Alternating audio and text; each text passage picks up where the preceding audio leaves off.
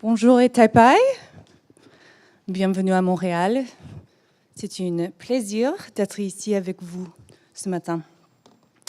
Merci bien, and thank you very much to Carol Waller, Executive Director of the Type Directors Club, for sponsoring the conference.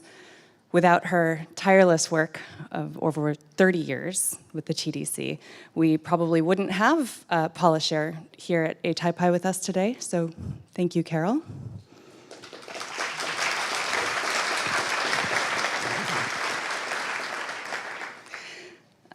So some would say that Paula Scher needs no introduction. In fact, we all know her work. And the fact that it's highly awarded doesn't really describe what a prolific and surprising and bold designer she is. Her importance to design and to typography lies not just in craft, but in spirit. Her work is, from what I can see, an extension of her worldview, an extension of her ethics and aesthetics, her refusal to accept only what's in front of her, her insistence that there might be more. It shows us when design is important and when it isn't. Her frankness grounds us, pulls us back from a self-important design ether, reminds us of the difference between a career and what is just our life. Paula Scher's work and her words have cut through to so many of us. Like all good design, the solutions she comes up with makes us think things like, why didn't I come up with that? Of course, duh. They seem obvious, but only in hindsight. Those kinds of solutions help to reset us, show us new ways of thinking, remind us what our purpose here really is, that it isn't really about us. We're just a filter that if we've done things right, just help other people get through their lives a little easier. That's all. It's simple. It's not simple. It's complex. And it's not solemn, but it is serious. Paula Scher just has the ability to make it look easy and fun. Please join me in welcoming Paula Scher.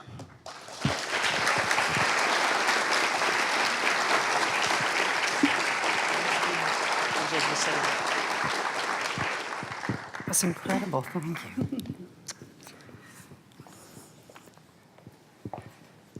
So, hello, bonjour. That's all I can do. I can do it, but so badly I wouldn't.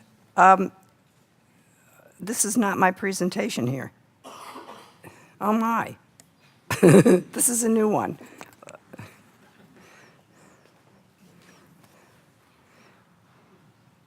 There it is. Okay. They do have it. I knew they had it. Oh, that's the end of it. Okay. Let's go to the beginning of it. So I always feel a little bit out of sorts at what I call kind of type geek conferences where I know people really design alphabets and name every alphabet accurately and draw beautiful letter forms. I don't really do that. As a matter of fact, I don't draw typography for the sake of typography. I use typography as a form to make things recognizable. And it's a palette I use, but it isn't the same as being somebody who really is sitting down and creating an alphabet and dealing purely with form. I'm dealing mostly with personality. Or as was just said, I guess spirit is a good word for it. I really began doing this in the music industry when I designed record covers, but as a New Yorker and somebody who lives in New York, I got very entwined with the city in very unexpected ways, and to the extent where I was actually on the design commission in New York City for 6 years and ruled about those things that were aesthetic and talked about how to improve them. And I was appointed during the Bloomberg administration, who I called the design mayor, when a lot of terrific things happened. And I had some interesting experiences with them. So I'd like to talk about these public places and just tell you some stories about them and how people interact with type and begin to understand things for good and bad. Everybody knows about the High Line. The High Line was founded in New York City by two young men who met at a Chelsea community board meeting, and they wanted to save this elevated railroad track that exists on the west side of Manhattan and turn it into a park. And real estate developers were threatening to turn it down because it was valuable land and they could put up great big apartment houses. There was a photographer named Joel Sternfeld who'd gone up and taken these gorgeous shots of the thing filled with weeds before it was even developed, and in many ways more beautiful even than it was now. I was up there and it was extraordinary. But when these two young men, Robert Hammond and Joshua David, came to see me, I didn't know what the High Line was. In fact, Robert Hammond had come to meet me about a commercial job, which was designing an identity for a company called Watchworld. And I had sent him a proposal, and in the middle of the proposal, he called me up and asked me if I'd do this freebie for a potential park.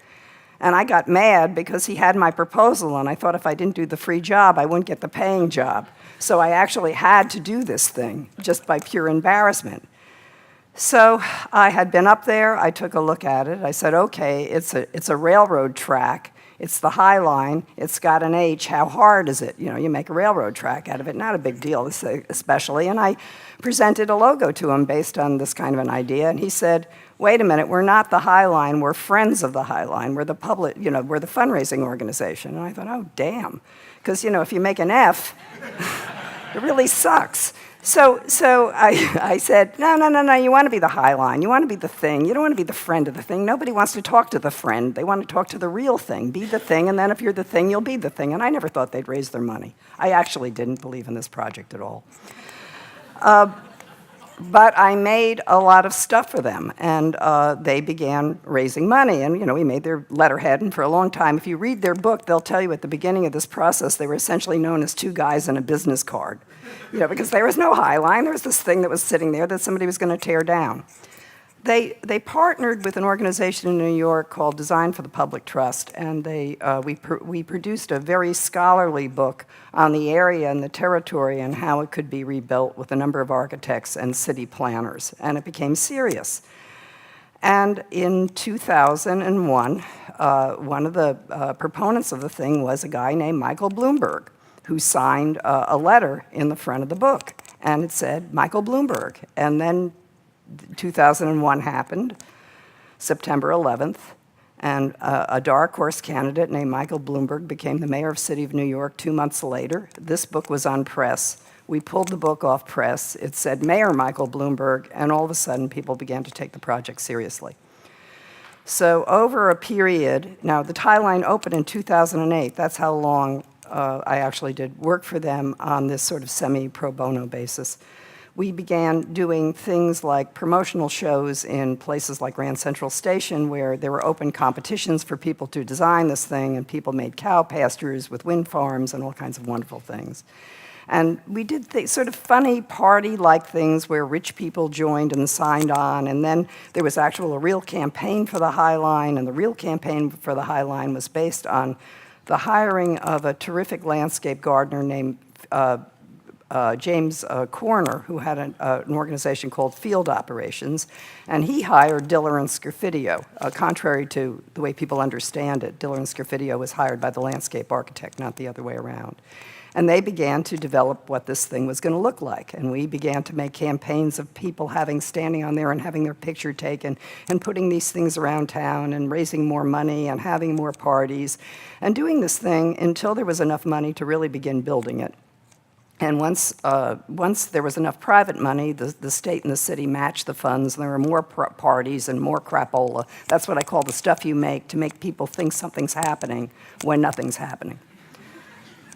But ultimately, something did happen, and we made signs for it, and the signs are still there. And these things were really designed in about 2006 and don't change one iota. And it is the most visited place in New York City and has been for the past, I'd say, 7 years.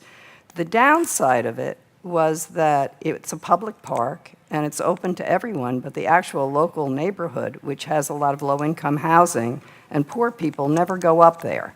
And they never go up there because they don't think it's a place for them, even though they're local programs for the neighborhood. And this is a result of something that I am becoming aware of more and more and beginning to grapple with as a designer, that somehow good design, things that you think are beautifully thought through and reasonable, are codified for rich people, and that poor people think they don't belong there, and they don't think design is for them. And I don't know how to overcome that. It isn't that I think that we should start ignoring things and forms and bases that make things look terrific, but I think that there's some codification we're missing, and I looked at it just even in the last presidential campaign, and it's something that we have to pay attention to. Also, the stuff that comes with it may be questionable, like all these little, cute cards and umbrellas and fancy things we make may send the wrong signal. If you give this tote bag to Sarah Jessica Parker, there's probably a reason that a person who lives on 26th Street in low-income housing doesn't want to walk over and go up there. What my favorite comment on this thing, actually, after it launched, was this New Yorker cartoon, which had all these wonderful rich people sipping drinks on the top of the High Line, and the dogs aren't allowed up. That's sort of sad, too. That's a public park in New York. As a result of this thing, I began doing a lot of work with the Parks Department. And the New York City Parks and Recreation Department, which is long and storied, is also poor, because the public doesn't want to pay for parks, and the public wants to pay for schools. So if you have a choice between a park program and a school program, the school always wins out, as it should, and the parks are relatively unfunded, which is why so many of them have become private-public partnerships, because that's how they get money to improve the park. The Parks Department logo was designed under the former Commissioner Henry Stern in the 60s and just hadn't been updated. They make sort of grim-looking stuff that looks like this. We tweaked it and gave them a cooler way of expressing themselves, which actually has worked for them and seems less problematic in the local institutional things, especially the recreation centers, in attracting a broader, diverse public than the High Line did. Maybe it's because they do perceive it as government and not private, which is an interesting factor. But the real problem with the Parks Department is this stuff that's all over New York City. It's the way they do their signs. And they do them continually, they do them in-house, they do them cheaply, and they keep having to add to them all the time, because if you go to a public park in New York and you stub your toe and you're not wearing a shoe, they have to make a sign in 7 languages saying must wear shoes in park, because they don't want to get sued for hurt feet. So that you find that there are millions of signs that start emerging and are putting together everywhere all over the place. So what I did for them, which has taken now, I'd say, 7 years to roll out, because there isn't very much money, and it'll probably, if the whole program is out in my lifetime, I'll be happy.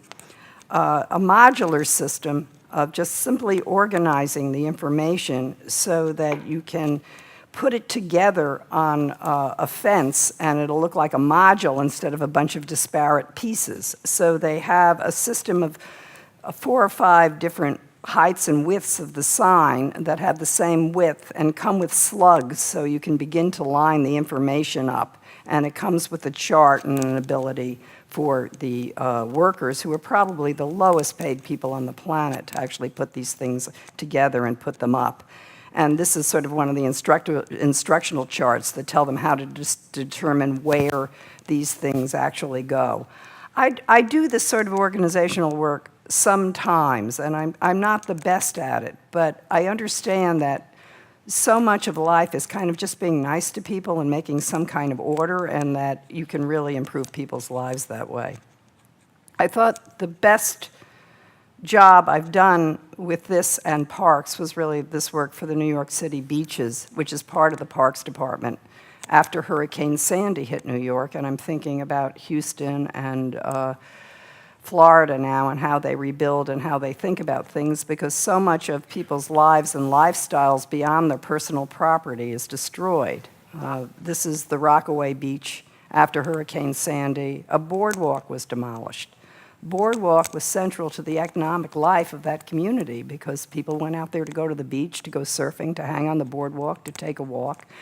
And boardwalks, as we know it, on the East Coast, due to global warming, due to the increase of storms, are a thing of the past. They can't be maintained, they can't be repaired, they're completely non-functional, and they are replaced with concrete. And that's the reality of the situation. So you have communities bemoaning this glorious past. You have people up in arms because they can't have their idea of a boardwalk. And then, of course, what's left is this mess and the usual Parks Department fare of these crappy signs everywhere. So there was a period of a time for about 2 years where the Rockaway Boardwalk was going to be redeveloped and rebuilt as a concrete boardwalk. The community was completely involved in the process, and they were first bemoaning the loss of the boards and then critical of virtually everything going on with the landscaping and the design. And I was hired to be part of a team to develop signage and wayfinding for the ability to get onto the beach while the boardwalk is being constructed.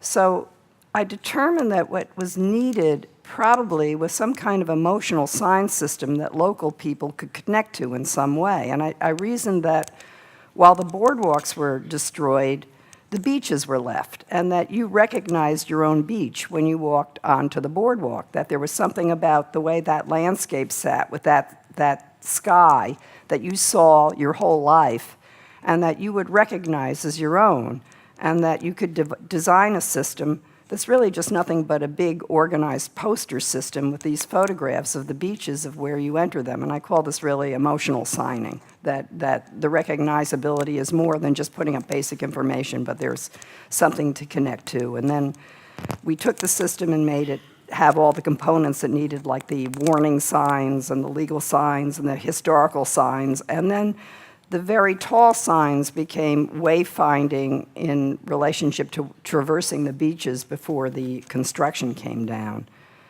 So here are two different signs and how the tall sign works. If you're walking down through the construction, these are now gone because the boardwalk's built.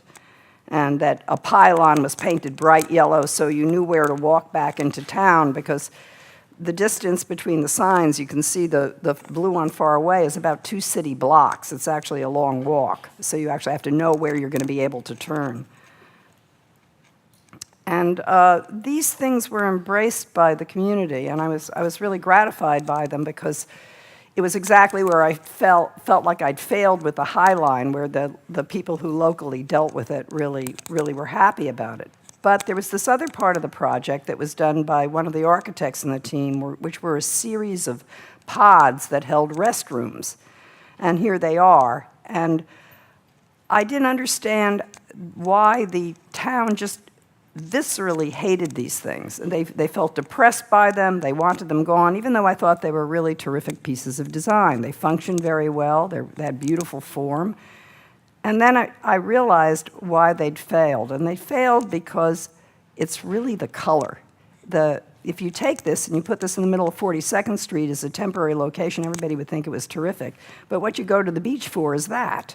You're not going to the beach for that kind of gray, tasteful withholding thing. You really want that splash of sun and color. As a matter of fact, the sun is so bright at the beach, it just blasts out any strong color anyway. So there were these cement buildings that we were supposed to do something with, and I just began painting them in very bright colors and putting sort of local maps of the area on them and naming them after the streets. And they were really quite successful. But it's amazing, even if you look at the next picture, and I'll show you the number 86 in direct sunlight, the color really fades, even though the color is supercharged. And that's what the beach is about. It's just a different context. And as a designer, we tend not to necessarily think about these things specifically when we're designing things like signs or creating landmarks. But in fact, they're so much part of the project. Just look at the difference of light and shade on a building. So what happened as a result of the color and a result of the signs is that the team that originally did this work was disbanded, but they put me on the second team to work on the boardwalk, which I was thrilled about, because I didn't want to lose the relationship with the Rockaways. And the woman who is designing the boardwalk, a terrific woman architect named Claire Weitz, wanted to do a series of giant planks that were made out of concrete, that would be poured concrete, and that they would have waves at one side of them, which I wasn't sure if I thought was a great idea or not, but I looked at this thing and I thought, wow, with each one of these planks being 90 feet, this could be the largest pixel if it was typography. So we began this process of dyeing the planks to make a font that we called Rockaway Wide.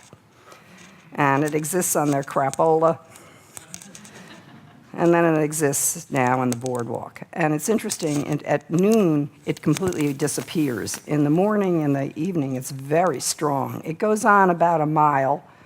The letter forms, I had to hire drones to do it, to shoot it. And they're missing, by the way, I think the R was just laid, if I'm not correct. This thing's been going on for 2 years. And let me go back to the, is that going to play? There's supposed to be there you go. This sort of gives you a scale of humanity and letter form together. Another learning curve for me in working with people and working with cities is the work I did for schools. And this coincides to sort of my beginning as an environmental graphic designer. I made this very important discovery for this school that's actually in Newark, New Jersey. It was a school for, it still's there, a school for the performing arts, and it was part of the New Jersey Performing Arts Center. And I was handed a building, or essentially a rectory building, where there was no huge budget for an architectural renovation on the exterior of the building. And they wondered if I could do something like create a logo and hang up some flags and do something that was fairly inexpensive. This is the building, and this was my Photoshop rendering that I gave them, where we painted the building and we put typography on the building that labeled all the courses. I did this in the year 2000. And the discovery for me, after being a cover designer, a book jacket designer, an identity designer, where I'd find my work changed and manipulated over the course of the project, I learned that if you make a Photoshop rendering of a building and a bunch of people in a room approve it, and they actually have the money to build it, it will come out exactly like the Photoshop rendering. This was breakthrough. Here's the building. It's still like that. It needs some touch-up. It's in repair, but in fact, after 15 years, or actually 17 years, this is a pretty cheap solution.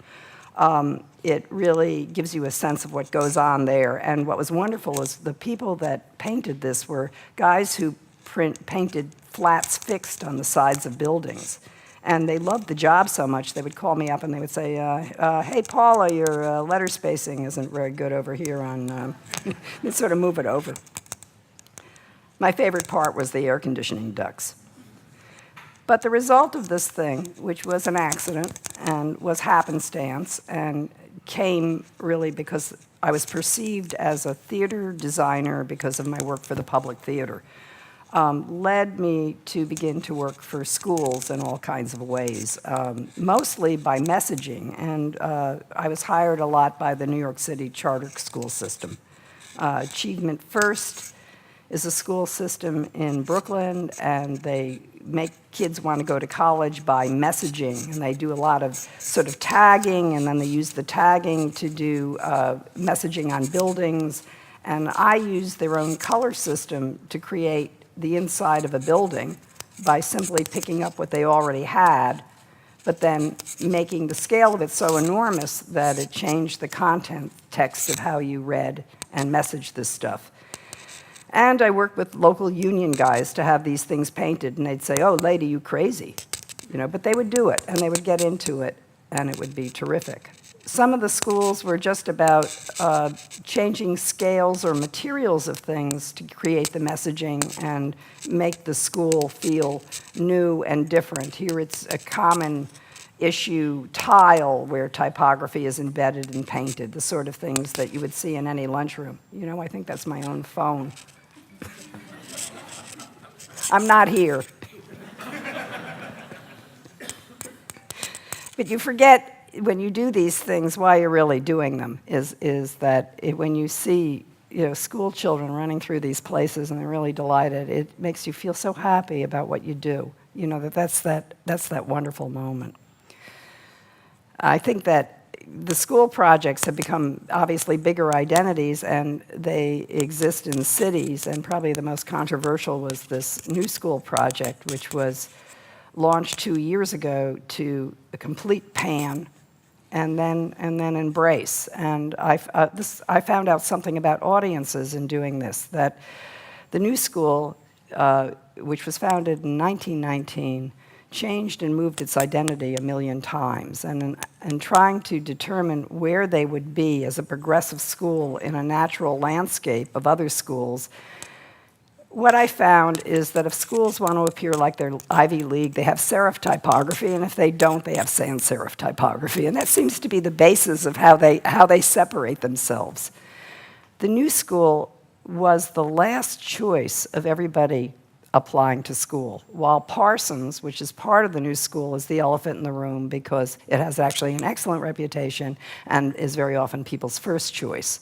So the new school's goal was to leverage its relationship with Parsons and also become very visible in the neighborhood. There were 2 buildings that had these series of stripes in architecture, and in a new building that was built by SOM, there was a typeface that was utilized in the Student Center called Irma. And Irma was designed by Peter Bielak, and it was the art director who handled this particular building was Rudy Bauer, and he had a series of different stencils that he used to express the new school. And I thought, well, why don't we just go back to that, use the type, stack it in different forms so it can work horizontally or vertically, and then attach it to these different schools so you can see the relationship between the new school and the secondary school. So sort of a classic hierarchical job. And I presented it to the powers that be, and I got this response. They wanted something that they felt would either break boundaries or create havoc. And I didn't know whether or not to take them seriously, but in fact there were 40 of them. 40 people had approval over this project. So I came back and I said, well, what if we just sort of, extend it? And they said, great, do more. So then I thought, I don't know if I want to do that. So we did a little more extension, and they said, great. Then they complained about the logo. They said the O's are too round. So we extended the logo. The next conversation was, the O's are too wide.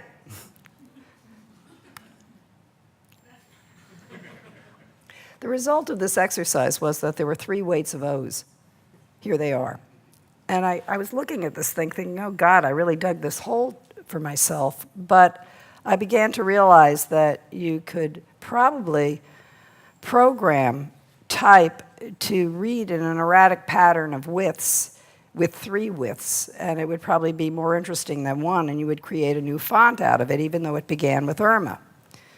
So this is the new school font, which Peter Bielak drew for me, based on those widths, and these are the hierarchies of how they work. And they work into subsets, and more subsets. And the reason that this font became terrific for them was that they were in the process of redesigning what the schools, the makeup and the titling of the curriculum. For example, when we began the process, they had a lot of names for the performing arts schools. Now they just got rid of them, and it's just performing arts. But that was after this thing launched. So the flags have changed on the street 3 times as they've rethought the schools. And then there's subsets of the schools. The font is just a series of the weights, all drawn, and in typography creates this kind of havoc.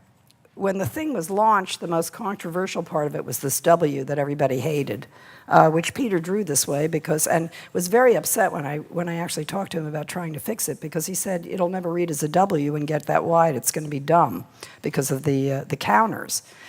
I rather liked it. People called it the Nev School, and I got all kinds of bashing online. And that went on for about a year. and then all the people that bashed it graduated. Now, this is funny, but it's also the truth. Very often, when you take something that has a really emotional connection and goes on, and there is an audience that takes it, you're not designing for that audience. You're designing for the next audience. And that it was really an interesting lesson for me, because I had no idea that was going to happen. So now it's embraced, and it's everywhere. They've done a very good redesign of their website by Area 17 and invested serious money in it. We're doing permanent signage on the building, and it's very much a fixture of where it lives on in between 13th Street and 16th Street on Fifth Avenue going south. And I've noticed that since we've become so red on the block, NYU is battling, and there's a purple-red battle going on all up and down Fifth Avenue, which I sort of enjoy. These were done by students with me, all the walls and installations for the opening of this thing. One of the students who worked on this became an intern for me. These things were done by their in-house art department, and I really love them because you can recognize the school without a logo. And that was really the point. The in-house department there is strong. They do beautiful work with it, and this is the sort of thing that makes me exceedingly happy, because what you want is other designers to take these things and grow them and move them and make them have long lives. And one of my favorite emails I got was from a former student after I had designed this, and this is what he sent me. I did a similar thing with the Pasadena Playhouse in California, where the typography mimicked the architecture of this theater. And Pasadena has 3 A's in it, so it was a very fortunate pull to create a system and a typographic language for them, which worked very well. And this thing launched about 4 months ago. I think it was in May. It was in May it launched, and it's already all over the city, and got absorbed very fast. And it got absorbed very fast because nothing that was recognizable preceded it, and that's a huge advantage.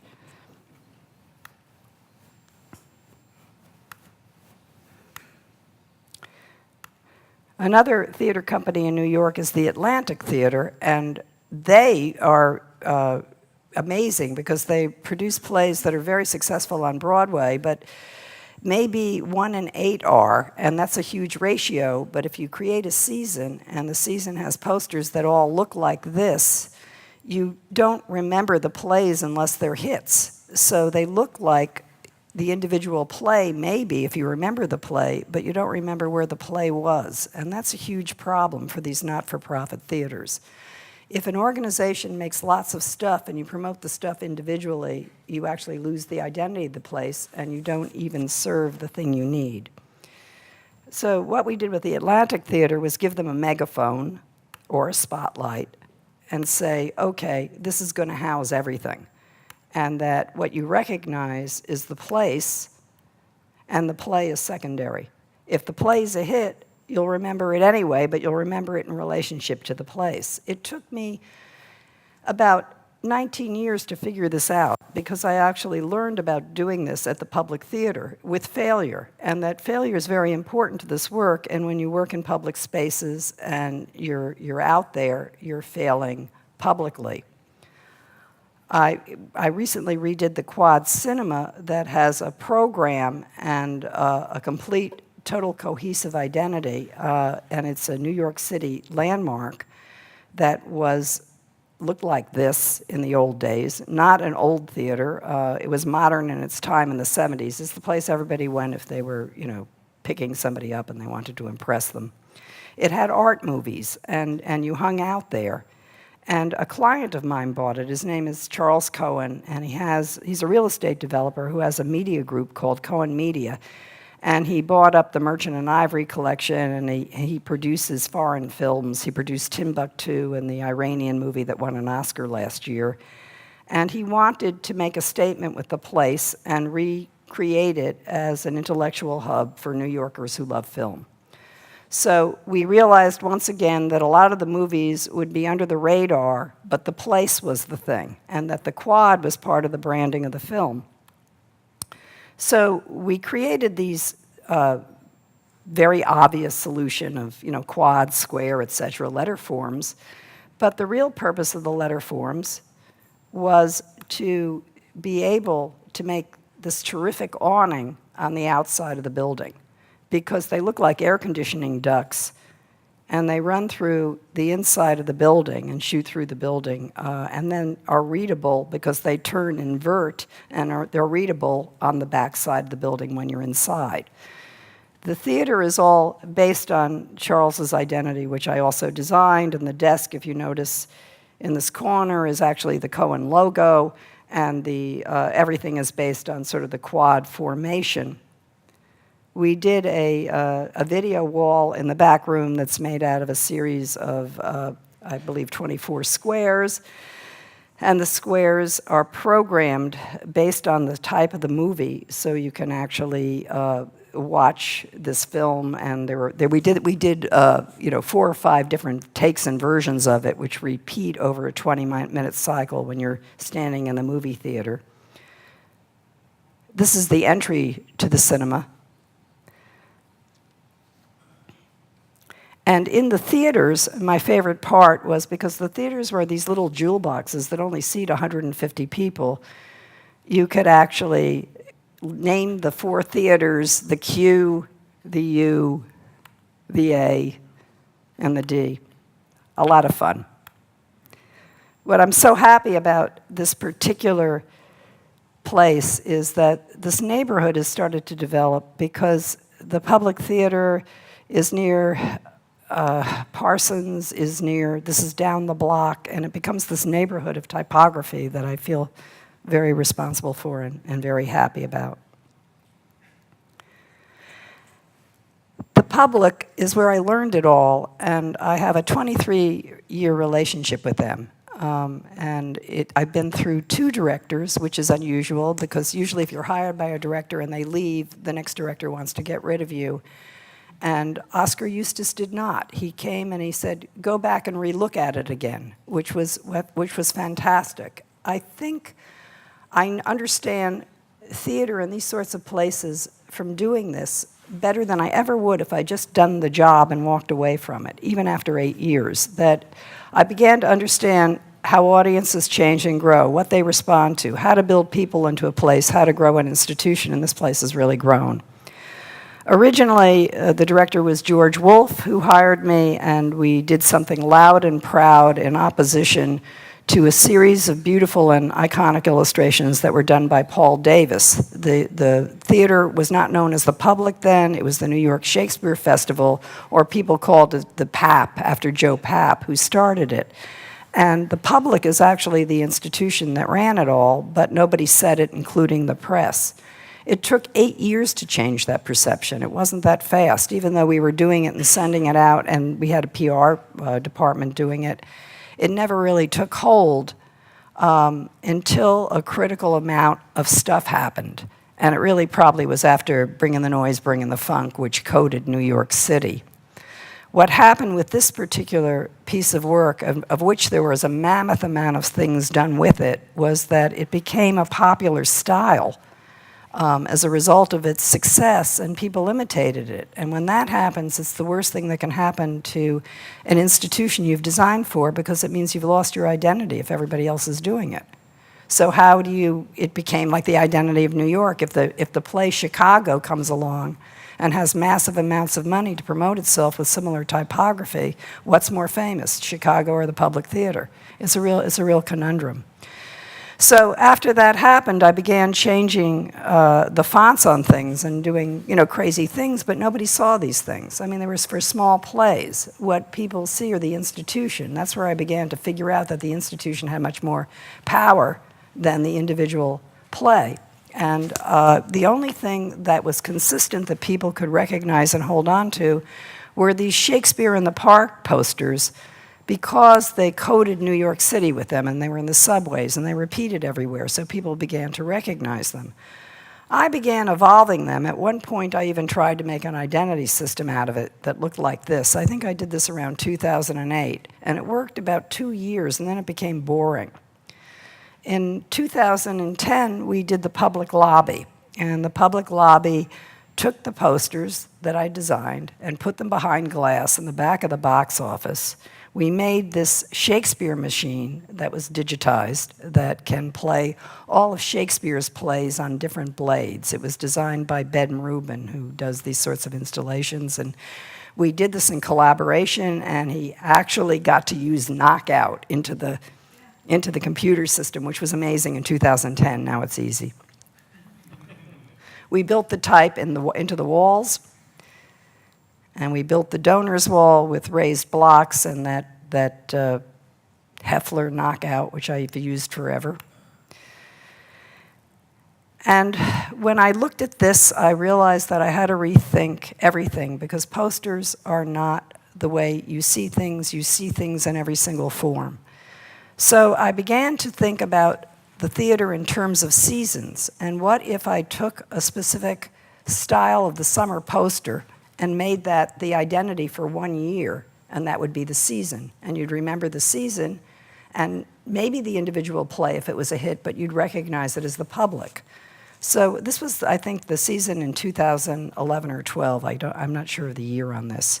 But I did them subsequently, where it would start with whatever the summer poster was, develop its own palette, become the images for all the plays, become then the images for all of Joe's Pub. There's things that are pumped out of here every day. I built an in-house art department with former students and people who'd worked for me, and I replace it. As a matter of fact, I do that in a lot of places where I design identities. So I sort of stay in a relationship as a consultant and have a basis and a format by which people work. And I find it's much more effective than a manual, because the fact of the matter is manuals are, unless it's a massive, massive multinational corporation, manuals are fairly useless, because if you're talented, you don't need the manual. If you're not talented, it doesn't matter what it says in the manual, you're going to get it wrong. Just like doesn't. This is true. Think about it for a while. So this was the first season. The next season, this is the season Hamilton was in, we skewed the type and had this sort of back and forth thing, and this became powerful. And that what's interesting is that where these things are visible, which are in the summer and are around the theater and in anybody that subscribes or participates, which is now quite a huge audience, are forgiving and can recognize these things year by year, and they've come to accept that it's going to change the following year and that it's still going to be related and still be the public. The year after that, we sliced through the typography, through the images, and that this became a method. And it's interesting working with the staffs down there when you begin to develop it, because you begin to experiment on the first couple and get them wrong, and then little by little they figure it out. Then they can do these things very quickly. This was last year's. If you saw the movie Abstract, this was the thing we were working on when the film was made, which launched last year and now is come down. This summer we did something different, because we did 5 posters for Julius Caesar. And what was so gratifying was when the controversy happened, because he was dressed up as Donald Trump, you know, the blonde Julius Caesar who got shot on stage. All of the newspapers picked up the public theater posters as the basis of how to recognize that.